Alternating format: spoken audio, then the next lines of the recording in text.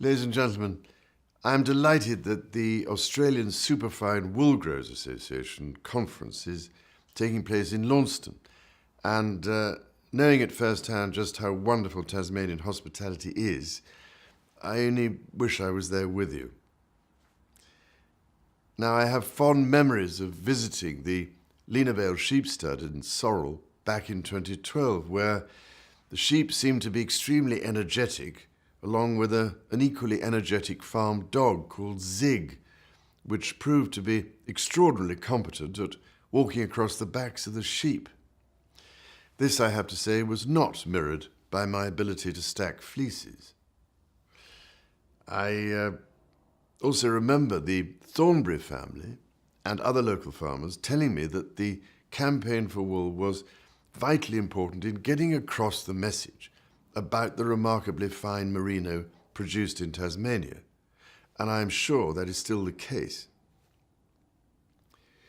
We started the campaign for wool 6 years ago in order to find new ways to promote wool and make sure that farmers who are across the Commonwealth obtain a fair value for their thoroughly sustainable and environmentally friendly product.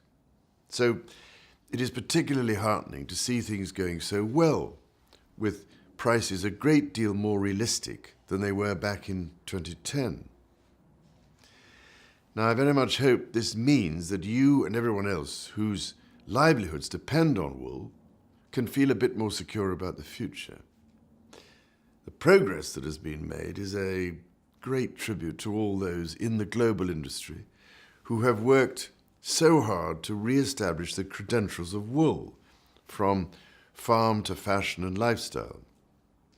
But I do think the wool mark, still going strong after 50 years, deserves a special mention, as does the energetic and creative team who run the campaign for wool.